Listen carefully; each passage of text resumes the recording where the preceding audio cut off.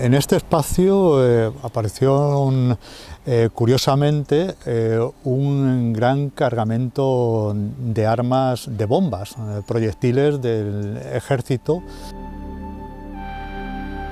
Estaba acabando la Guerra Civil Española, el frente de Extremadura se encontraba en Piedrabuena, tenía su sede en Piedrabuena. Fue el Ejército Rojo quien tenía que abandonar las posiciones que tenía, ¿no? Y en esa fase de abandono de sus posiciones, pues lo que decidieron fue desprenderse del armamento. ¿Por qué eligieron el río Buyaque para deshacerse de él? Pues porque bueno, era una zona de aguas profundas, que normalmente era un río que nunca se secaba, y decidieron tirarlo aquí, dejarlo abandonado aquí, para dejarlo fuera del alcance de sus rivales, ¿no?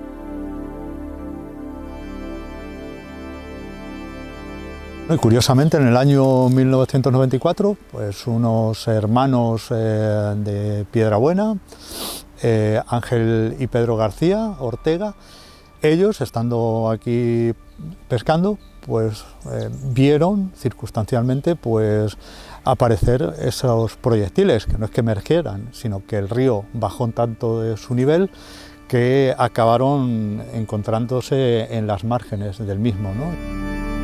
La verdad es que causó mucha impresión el hallazgo de las bombas en el río Buyaque, y bueno, fue una noticia que nosotros llevamos en portada en el diario Lanza, y que tuvo mucho recorrido y tuvo informativo, ¿no? Tuvo mucho recorrido informativo porque lógicamente era un hecho excepcional.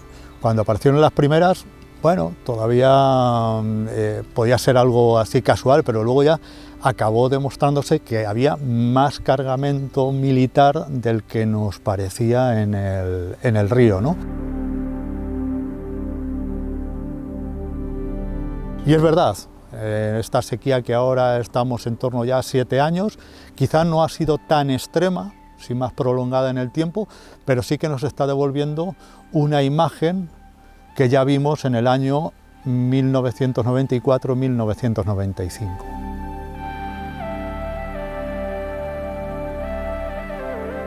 No se llegó a rastrear toda la tabla de Hiedra, se llegó a rastrear esta zona del río, única y exclusivamente.